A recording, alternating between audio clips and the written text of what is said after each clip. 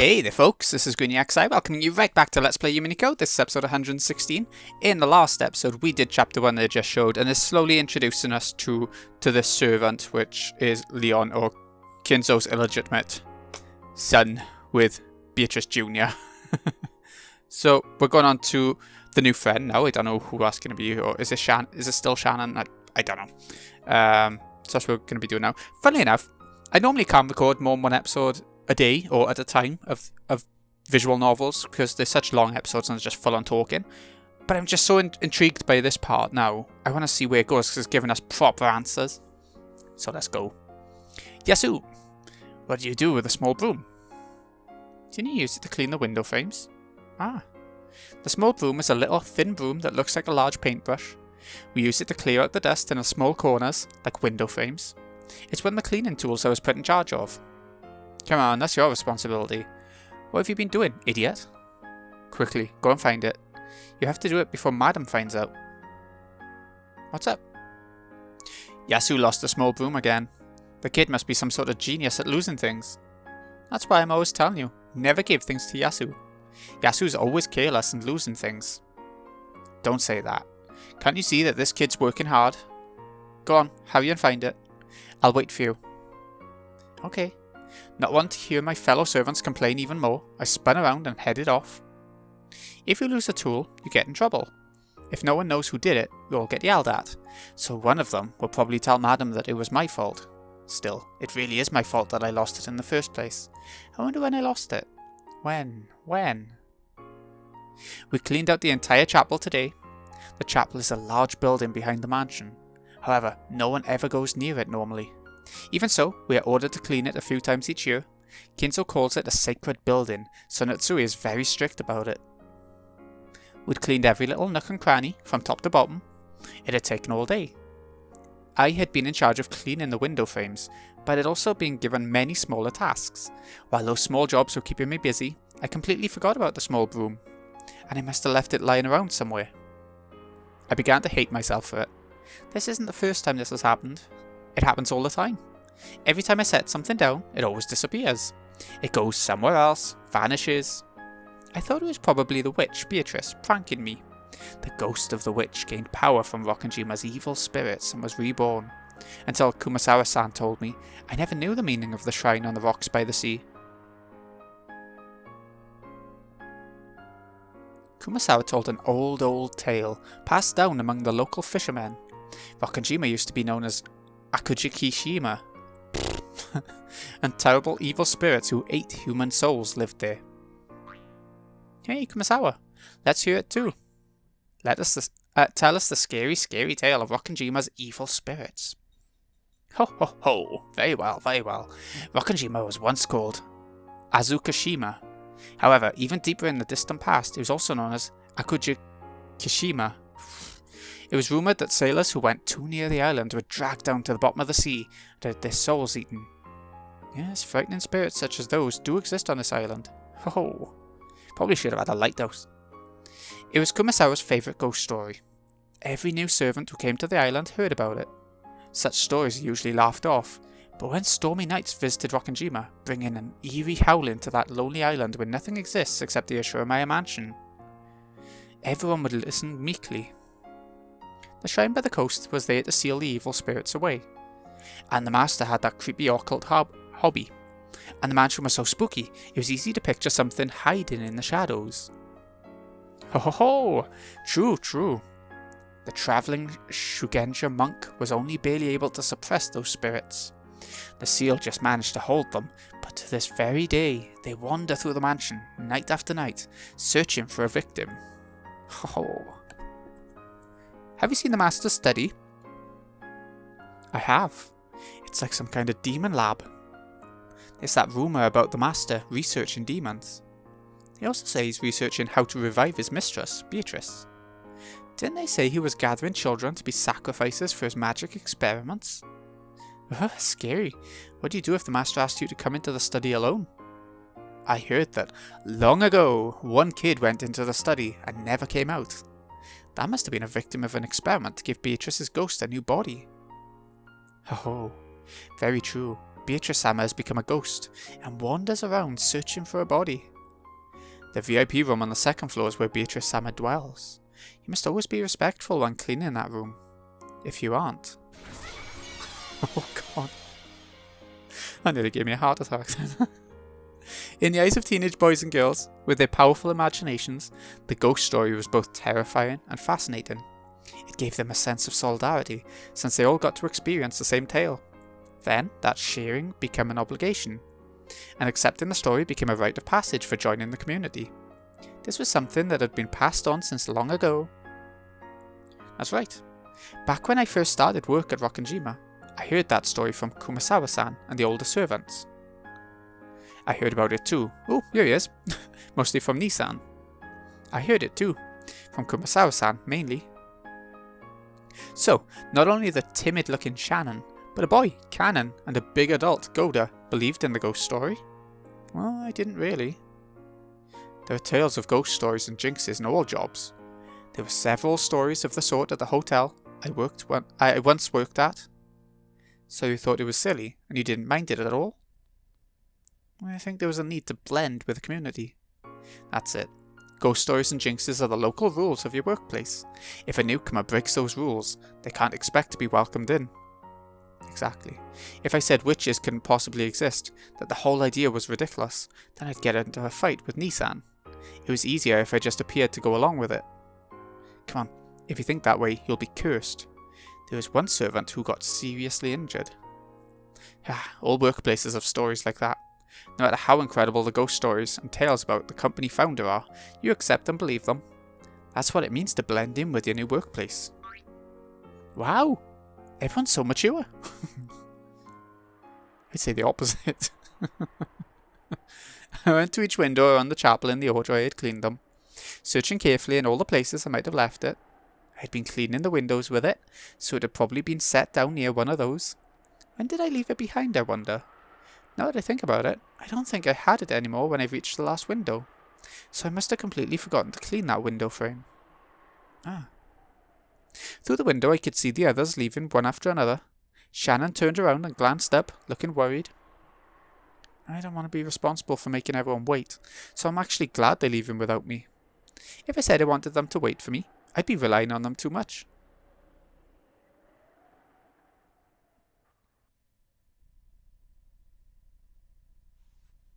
I'm just interested to know who the new friend is.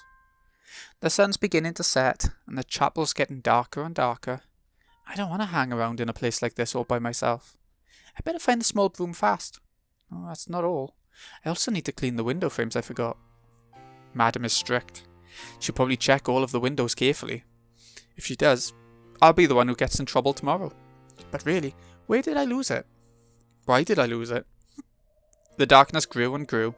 When it became dark enough that I would need a light before long, I began to panic.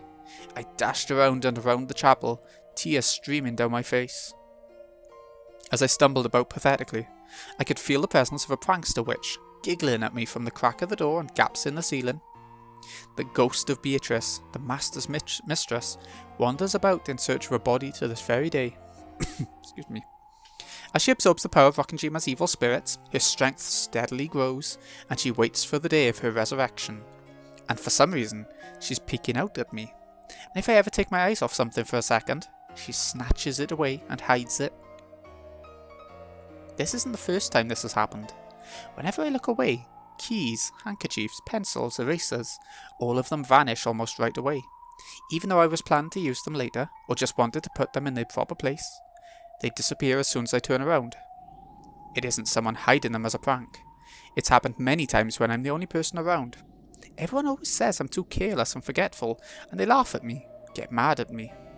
I do try to be alert, but like some kind of bad joke, I lose things easily when I forget about them for just a short while. So sometimes I think, this eraser is going to disappear sooner or later, and I stare at it. The eraser's going to disappear, the irony! But those times alone, it doesn't disappear. Nothing disappears when I'm alert. But as soon as I think I'm safe, and the tension relaxes just a bit, then something else will disappear. Why is it always me? One of those other servants are jealous of... I think they'd, wouldn't it? Yeah, I hear you. I can tell that the witch is laughing at me as I lamely run around in circles. Listening to that voiceless laugh, I finally slammed my hands against the wall, crying tears of frustration. Please, just stop it. Why do you always hide my things and get me in trouble? And the witch answered, Fool, isn't it obvious? Why else except to entertain myself by watching you wander about pointlessly? I couldn't bear it. Even though I knew what she said was true, hearing it said directly was incredibly annoying. I understand. That small broom probably is somewhere in this chapel. No, that's not quite right. Not quite it. I'm sure that the moment before I reached the window, it was right there on the windowsill. That's right. I'm sure I put it by this window. But the prankster witch Beatrice used her magic, and just before I reached the spot, she instantly teleported the small broom to the next window over. The instant I approached that window, a hole appeared beneath the small broom, swallowing it up. And it came out by the next window after that. It landed right inside it, as though it had been there the whole time. And this happened over and over again. As I ran up to that window, the small broom fell into a magic hole and went to the next window. And when I went to that window, I went to the next window, into a small hole. Gap is doing it. And I realised that she was just making fun of me. So no matter how much I searched, it would be useless. But if I stopped searching, it'll be just sitting there by one window or another. So this isn't a search, it's a test of endurance. I kept chasing after the small broom, and Beatrice kept making it escape to the next window over, trying to make me give up. This is an eternal chase that'll end only when one of us gives up.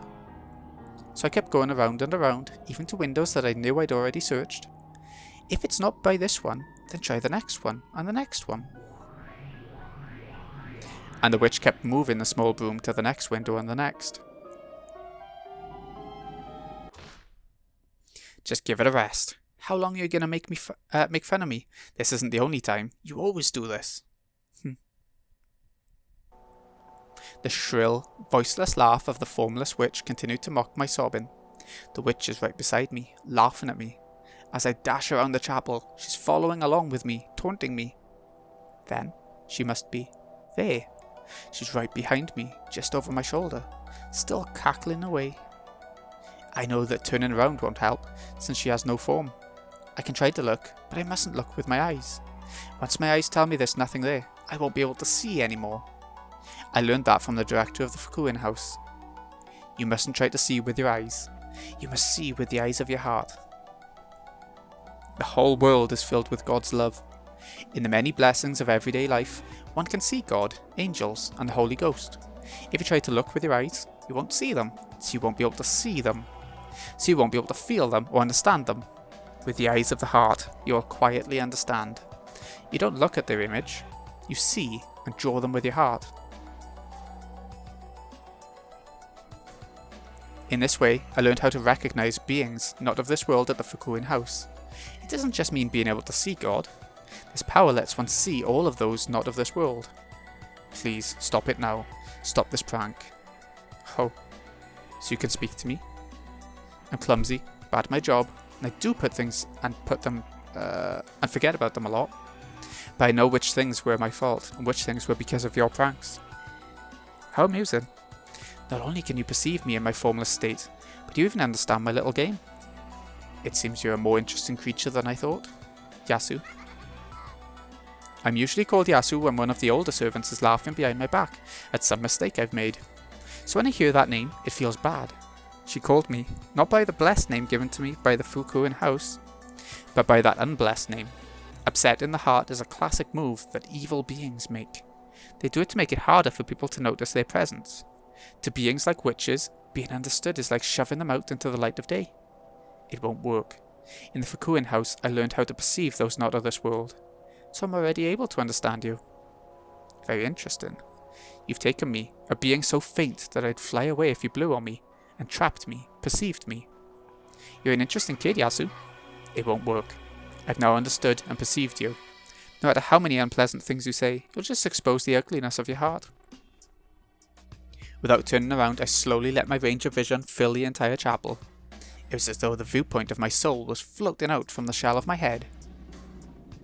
See? Inch by inch, my range of vision is floating out my head and drifting upwards.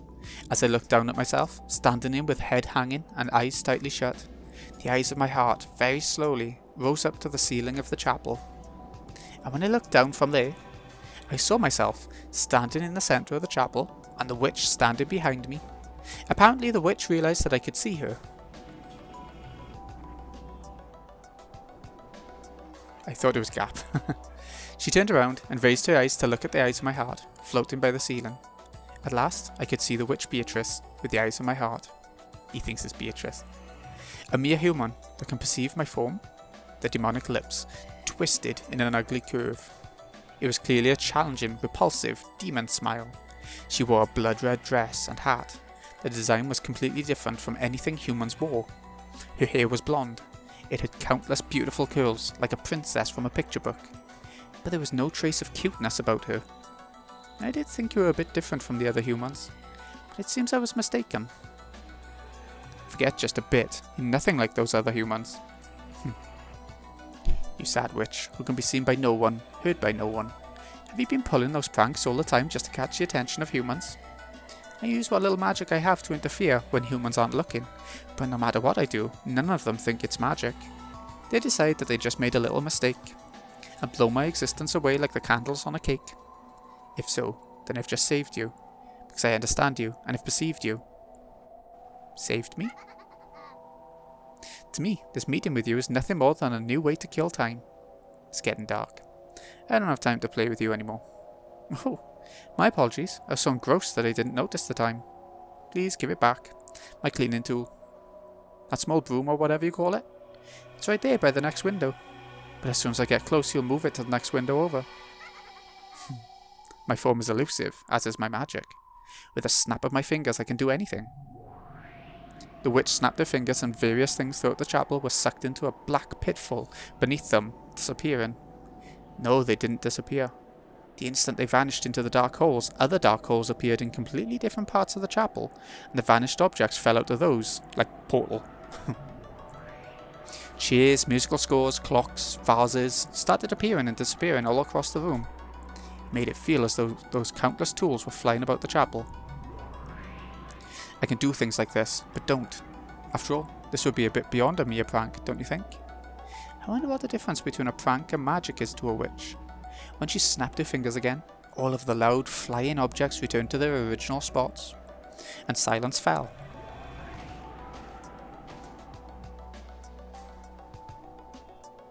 I've taken a liking to you. You've perceived and captured me. It works the same in reverse. I've perceived and captured you. The Fukuin director told me not to try and see evil beings. If you see them, they'll possess you. Now that I understood this witch, a bond had been formed between us. That's correct. Now that you have acknowledged my existence, I've formed a bond with you. After all the years I've spent in boredom, it'll be nice to have a young kid like you to talk to. I'll talk to you from time to time. So will you stop pulling pranks like this? No, I'm not here to talk to you, but to play with you. And if we're playing, pranks are just part of the game, right? Very well. I've had enough fun for one day. The sun has sunk and the moon is full. I'm a bit tired after appearing in front of you for so long. Let's call it a night. Look how much fun we had with just a single broom. Please give it back. No way. I'll keep this as a token of our meeting. Got a problem with that? If I said I did, would you give it back to me? I never listen to humans. However, I might lend an ear to a friend. If you give it back, I'll acknowledge you as a friend. Foolish human. Did you actually think that alone would make me want a deal? If you want to make a deal with me, try drawing a mysterious magic circle or two. And yet, I might consider your proposal. What do you mean you might? I'll take my time in deciding whether you're worthy to be my friend. After all, to be a witch is to be a contrarian.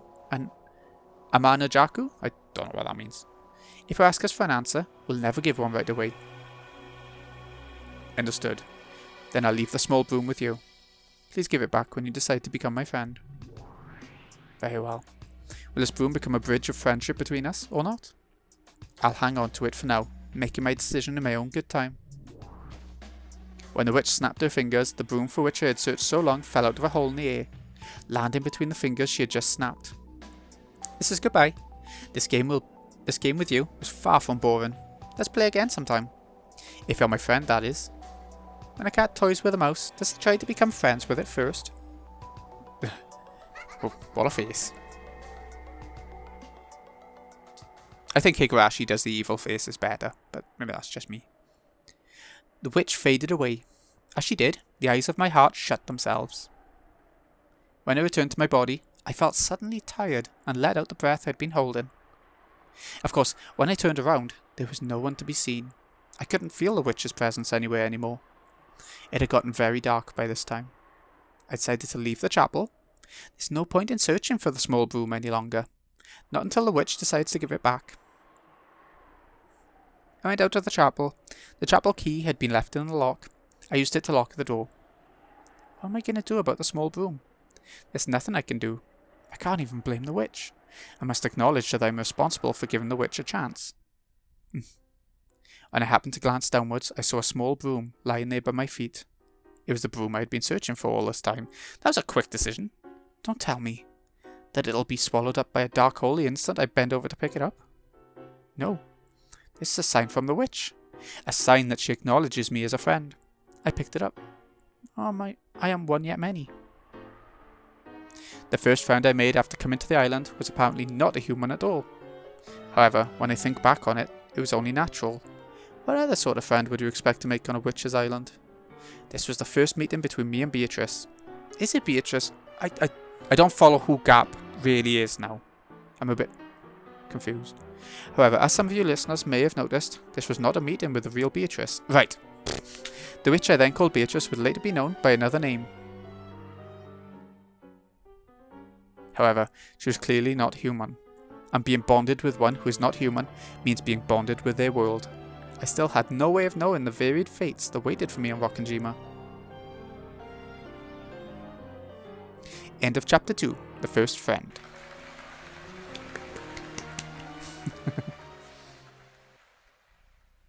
Okay, so it is going to be a chapter and episode, blatantly. That means some of these are going to be really short by this standard, which is quite nice some days anyway, and it's nice to have a shorter one just to break it up a bit, I guess. It can't all be like 2 hours long. So, this has been Greeny XI. I hope you've enjoyed. Thank you so much for watching. I'll see you again in a bit when I guess we'll be going on to chapter 3 of the book. Thanks again for watching, folks. See you again in a bit.